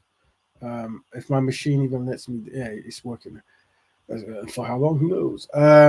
So we've got this kind of thing here. First, it comes down to. So I'll break down the science of it because there's a gentleman who's meant to jump on from last week, and he's got one black parent, and he came on a few weeks ago, and he said he's convinced that I'm trying to use people with one black parent, they call biracial, as a kind of like to control those people so they don't rebel against black people.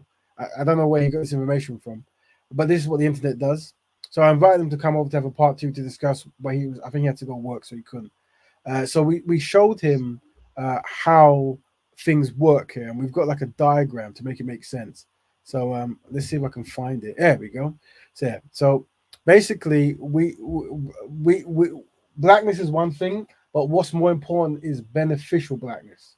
So how we track beneficial blackness is you get 10 points for aesthetics, you get 10 points for ancestry, but you get 80 points for action. You see? So if you're someone who, when we look at that guy, he's what we perceive a black person to be, right? Give him 10 points. And if his ancestors are all black, give him 10 points. If that person has, I think, like you said, Cassie, she looks black, but it looks like she might be Cyan Kelso, or maybe her mum is this and that. Give her 5 points, whatever you want. Ancestry, give her another 5. Yeah. What matters, and I explain what matters, and I'll break down. This is very important because what matters is the action. Yeah. So your action is worth 80%. So when we go to the next diagram, this is the point we're trying to raise. You might have a very beautiful blue skin black brother, all from the heart of Africa, all the rest of it, wherever you want to have him from, whatever, right? And yeah, we give him 10 points, 10 points. Yeah. 10 points because he looks that way, and 10 points because he's ancestry. Wow, well done. But then his action does not promote or practice black families, does not promote black economics. He promotes good health for everyone, right? So we give him 7 points for that. Well, this brother here, he has a white European mother and maybe a black father, as you tend to find is the combo. Promotes and practices black families, black economics, and black health. He's straight 70. So overall, this brother has 80% of beneficial blackness, or this brother has 27%. You see that? Now, you're probably asking, why do we do that, right? Well, I wanted to ask Melanated Goddess her perspective because she's from the States too, I think. Her perspective on this point system.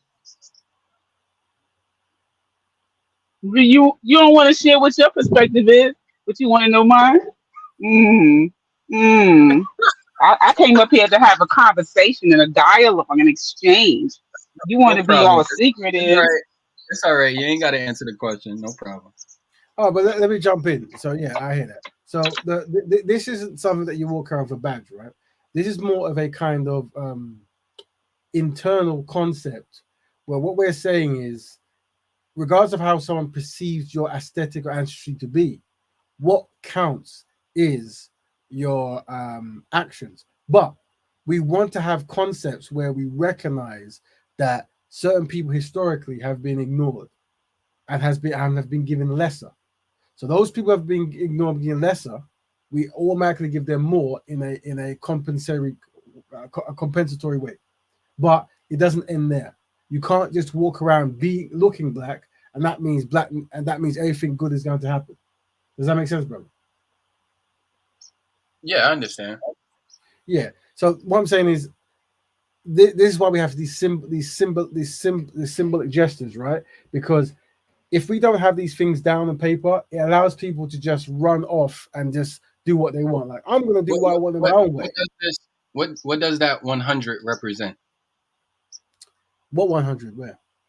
in the overall? Well, the 100 is the most a person can get. But get for what? So what we're saying is, when it comes to what we're trying to say is, there's blackness and there's beneficial blackness, right? And Black Betterment focuses on beneficial blackness, not blackness. Yeah. Okay, so then if that's the case, why not just remove the aesthetics and ancestry and only have an action? It should be only That out of 70 points if it has nothing to do just with your inherent blackness and it has to do with being beneficial. I'm glad you said that, because what happens is, because of the way the system works, darker skinned people are always going to be getting bronze medals just by default.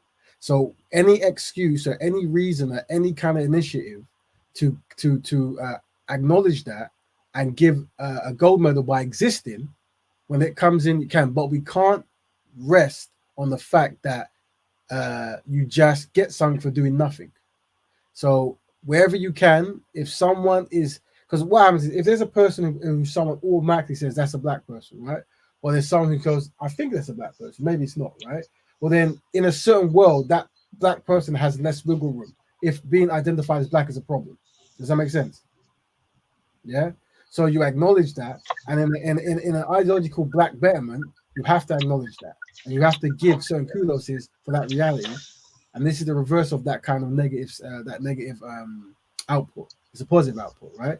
And a person with mixed ancestry, meaning their mum is white or whatever it is, they have to acknowledge that. Like, yeah, I get that. I have access to something that a person with two black parents or a darker skinned person won't have. But that doesn't mean that I'm now going to lay over and do no work, because I understand that regardless of how I look or how they look, action comes first. You see? And that's what we're trying to achieve with this this diagram. I feel like most fair complected people, at least in the United States, like that's kind of like understood. You Yeah. know, like I feel like yes, we have had like leaders of movements that were fair skinned, but not as many. You know, like I feel like it's it's kind of like when someone is like, oh, I want to promote um black girls appreciating their hair, A they don't go prefer for a they person who's like of mixed heritage. They go for, you know, like the little girl that's on the cover of the book is going to be a dark skinned, more kinky and tightly curled hair black girl, not someone with loose curls. Not to say that there's no market for people of mixed heritage as well in the hair care industry. But what I'm saying is that I don't I don't see as much pushback as like people with mixed heritage saying, why aren't we the face of blackness? I don't see them. I think they kind of get it and understand the need to encourage, support, you know, initiatives that, you know, aim to promote, you know, the the not the stereotype, but the features that we are actually demonized for as black people. Mm. Let me just send this text on. Yeah, good points there. Let me play this video. This is slightly connected. It's about this. I think this guy is one. He's got one black parent, and he's talking about the dynamics of a light skinned person in Hollywood or something like that.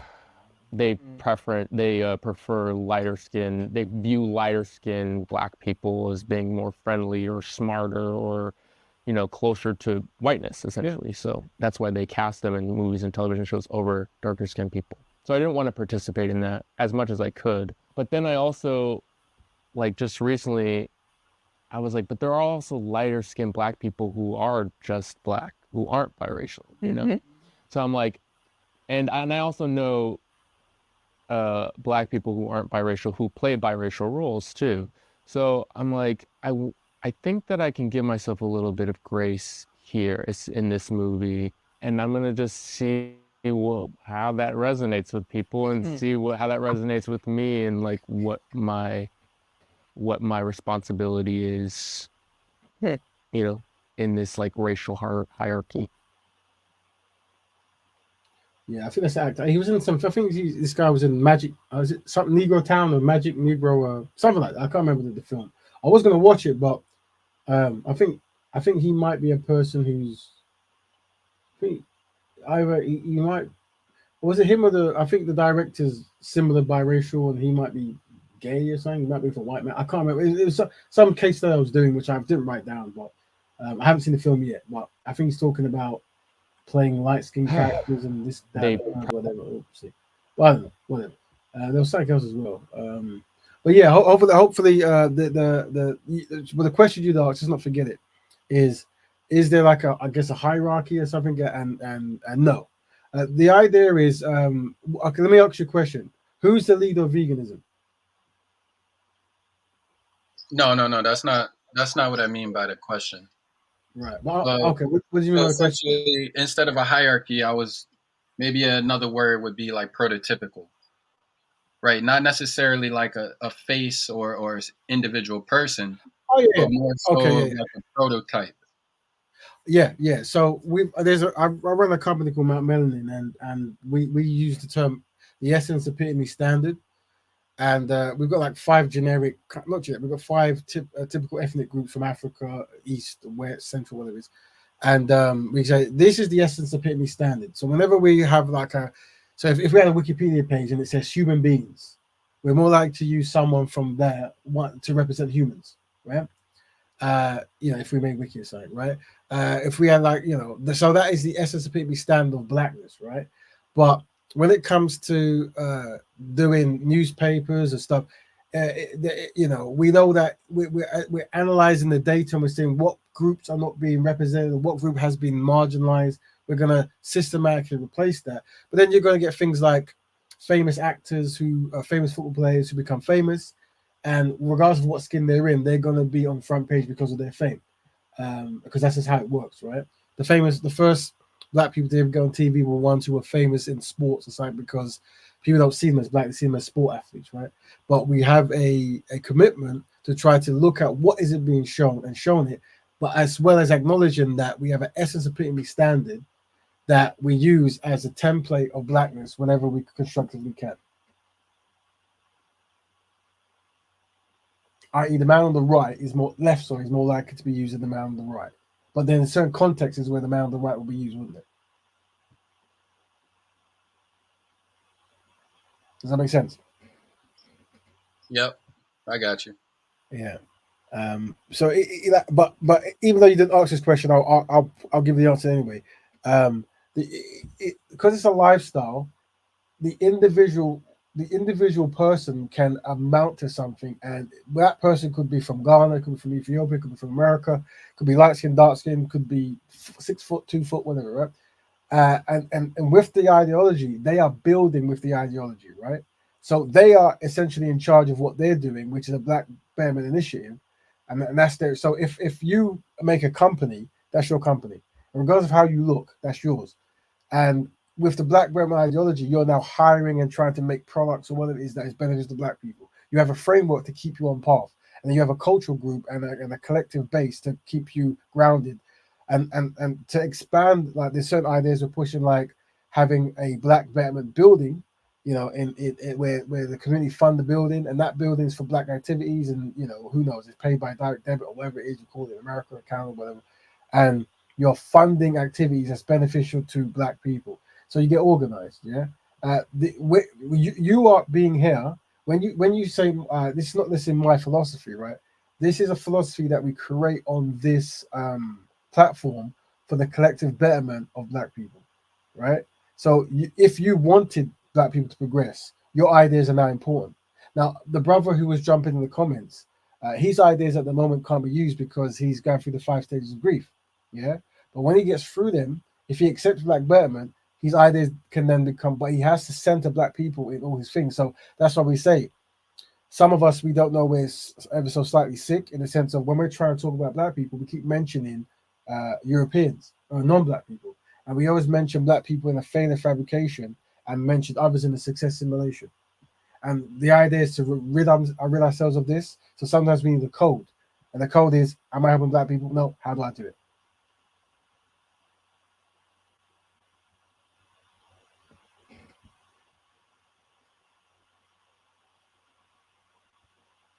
Right, where should go? Let me I'm gonna quickly play this while I dash next door for 4 seconds. So this is just it's a European thing, so sisters and brothers. Can I share something? Black women. So what do you say, sister? What are you saying? Say again. I was saying, can I share something really quickly? Of course, go ahead. So, I worked with a sister, right? And I remember when I first met her, it was we were working virtually over COVID. So we had like meetings and stuff like that. And I was like, oh, the new lady, she's pretty cool, So then we were getting ready to start going back to work in person, and I had to go to this job we were all getting IDs printed on the same day. So this would be the first time we were going to meet people in person. And I walked into the room, and I guess everybody was already there. And they were like, hey, melanated. And I turned around, like the people that I knew, I had greeted them and I gave them a hug. And then this one woman was like, hey, melanated. And I was like, who are you? And she said her name. And she took off her mask, and I was like, you look so different. Like, she looked so different, and she looked so non-black, which was what I was thinking, right? Like, she looked very ethnically ambiguous. And I guess for whatever reason, on Microsoft Teams, and maybe the way she had her hair pulled back in a ponytail most of the time, and I don't know, lighting, I don't know what the reason was, but she just, in person, didn't seem, she seemed kind of ambiguous, right? But I started working with the woman and getting to know her, and her ambiguity, right, kind of like lessened, and she seemed a lot more for Black people. She identified with Black culture. She never really spoke of any other culture outside of Black American culture. And then she started talking about her husband. And she was like, yeah, her husband, Black dude, da da da da, And I saw a picture of her husband. And her husband looks like her brother, right? Like, he literally is racially ambiguous dude. So their children look the same way, but I mean, they operate as a Black family. So I'm just sharing this because I recognize that that's not very typical, and so she and I have, because of her presentation, she and I have very varying differences. For instance, when she looked at Mariah Carey, she saw a Black woman. Like, she was like, she looked Black to me. I was like, damn, what definition of Black you using? Like, Mariah Carey, she would have to tell me that one of her parents is Black. Like, that's just me. Like, I wouldn't necessarily know. But yeah, I just wanted to like kind of throw, because we're using the slides and stuff, and I just wanted to provide like some real concrete examples of for me, what makes her Black to me is, one, she does have African ancestry, right? So I can't kick nobody out from the barbecue and they got African ancestry. Two, she is very passionate around educating and advising and advancing Black youth. She's very vocal about it. She mentors Black youth, and and like I said, she, her husband is a Black man. He has African ancestry. She was very intentional around procreating with someone with African ancestry. Like, to me, that's practicing Black betterment. So it doesn't mean she got to be chocolatey brown in order to do Black betterment.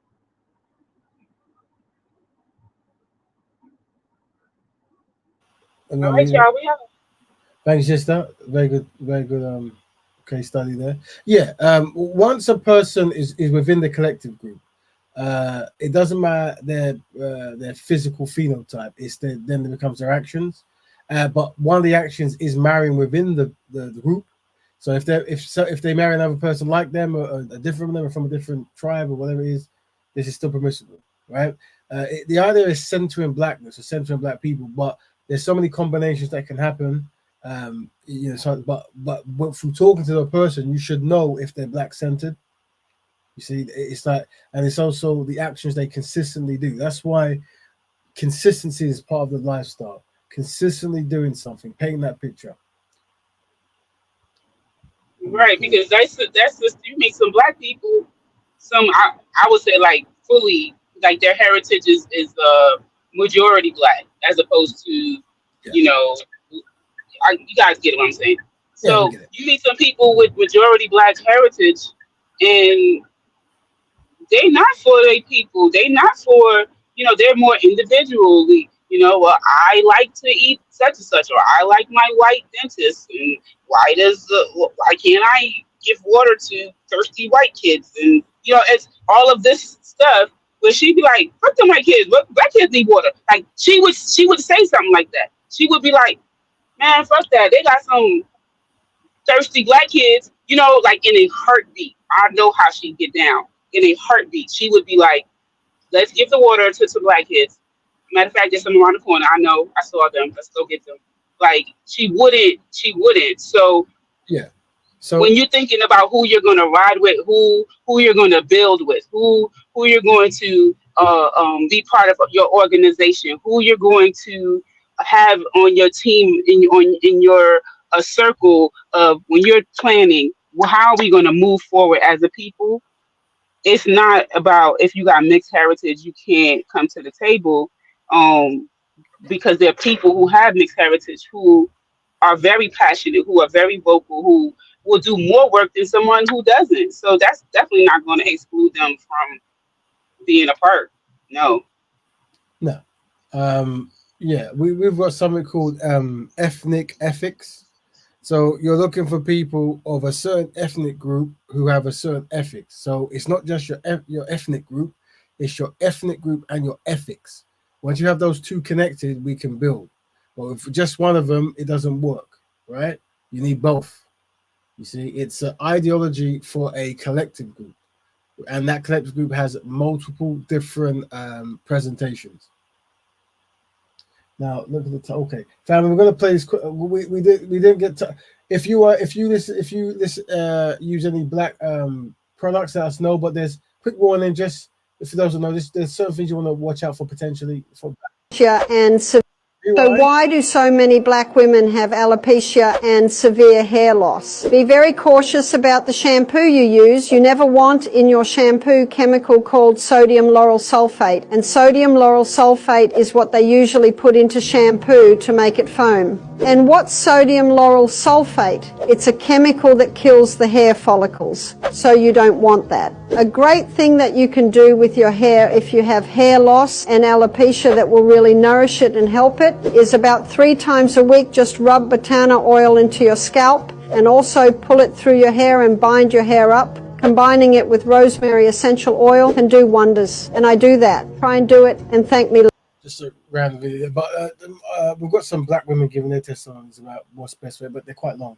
Well, 5 minutes really. But it will be good to get sisters and brothers, maybe in future shows, people go through their hair routines, because obviously we do black health, and I'm going to put hair health in the health thing as well. But be good. Very important. Very important, and unfortunately with black people, because of the diversity of where people live and the culture and stuff, there's many things that isn't like codified and synchronized, where we might be doing things that isn't in our best interest for our hair because we're around, just how it might be. Mm-hmm. Right? So we definitely want to do more shows on that, but to be honest with you, I'm not necessarily the best person leading that.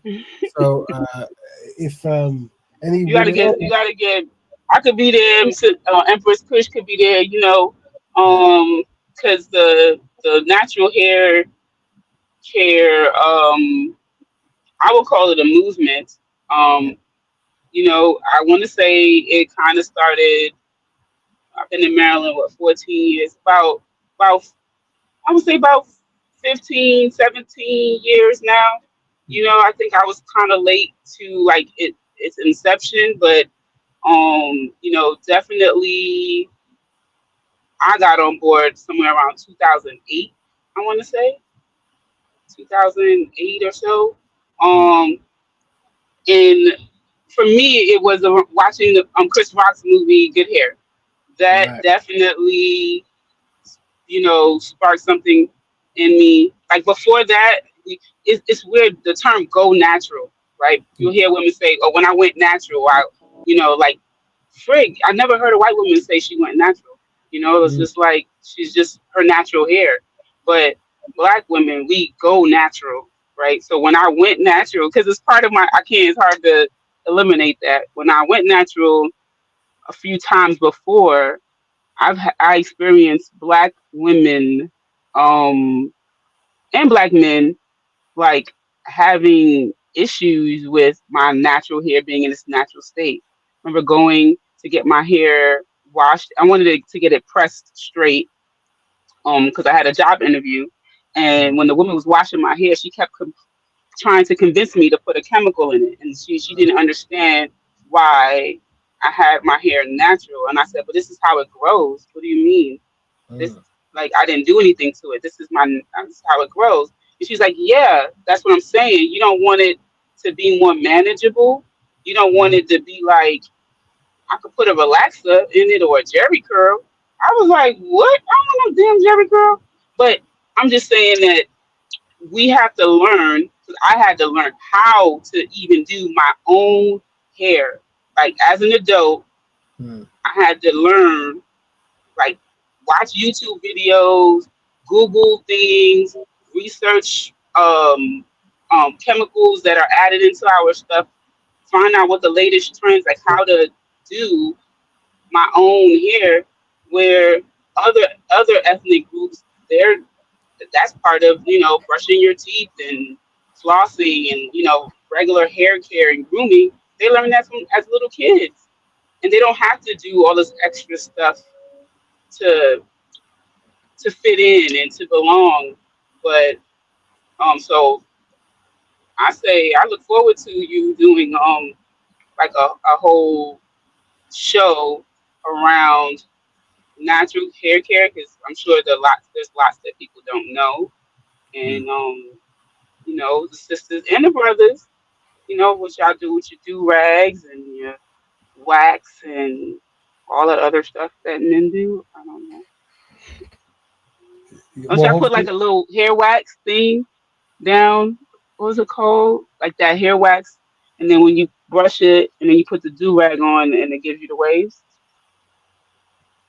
are you asking? I was asking. Yeah, I don't know. I'm asking. Do they still do that, or is that still a product that men partake in? I don't. But, I'm sure they. I'm sure. I mean, what we would like to do is get people on what they use, so that way we can collate information. Okay, why do you use this? And okay, this might be good. We have this sister here. I will listen to 1 minute of what this sister's saying. Also, be sure to turn on all your notifications and follow me on Instagram and TikTok at SinactuallyGwen. All right, let's get started. The first ingredient that I avoid is sulfates.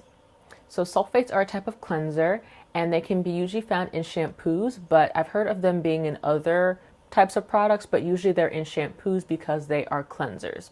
So there are many different types of sulfates. I will put some common ones on the screen over here. There are some other ingredients though that are not sulfates but have the word sulfate in it. One in particular that comes to mind, sorry, I just want to say it correctly. Bihentrimonium methosulfate. That ingredient is not a sulfate, just so you know. So the reason that I avoid sulfates is because they leave my hair very dry. Now, over shampooing my hair can leave my hair dry, but in particular, this ingredient will leave my hair especially dry. There is a lot of controversy online, like I said, about sulfates. Are they good? Are they bad? I think they're effective, but they are just really strong. When I've used sulfates and tried to, jump on the trend of, oh, sulfates aren't that bad for your hair, My eczema just went crazy. I had so much flakiness. It was just so bad, and my hair was so dry and brittle. It was gross. So yeah, no. It's just really hard for me to chase behind the process of using sulfates and adding the moisture back in. Now, the only time I use sulfates is if I get into protein overload or moisture overload, and I really need to get the product out of my hair that is causing me the imbalance. So that is the only time that I use sulfates. I think I do have a sulfate shampoo. I'll put the name of it on the screen here. It's really inexpensive. And so when I do shampoo my hair, I like to use sulfate-free shampoo. So the different cleansers that I've encountered in hair products are sulfates. Also, C1416 olein sulfonate. That is. We'll probably do a part 2. Invite the Sizzling Brothers to jump on to give their hair care recommendations. It's a very important topic. It's one that, yeah, like the sister says, you can go through your entire adult life and not necessarily know the best combination for your hair. Maybe we'll do something. We'll break down the 4C, the 3C, and all that kind of stuff here, and why you shouldn't use sulfates, and black-owned companies that do good stuff, and other companies that do good stuff, and what is a good stuff, or what people use, and oils and all that kind of stuff. I'm not the expert, so but we can try to get the experts in. Any questions from the panel about anything? I was gonna say, please just loop in Sister Kashfi, being that she's in the cosmetic industry, when you do that show, because she would be able to provide like a layer of understanding, like through like products, marketing, and ingredients and that kind of stuff, or maybe even have access or connections to people in that field. So just yeah. Excellent. And Brother Jay? Nah, I got nothing at this moment, man. That's fine. Well, family, you guys have been fantastic. It'd be good if you guys could join us next week as well. It's always good to talk to back and forth ideas and to refine it. And Brother Stanley, you're welcome to jump on whenever you want. We'll become synchronized. But until then, we are at the end of our 2-hour mark. So any last things before you go, family? Peace and black betterment. Yeah, peace, man. Peace. Black Betterment to all Black Betterment. Tell your friends, tell a friend to watch us live and leave comments. Bye, everyone. Black Betterment.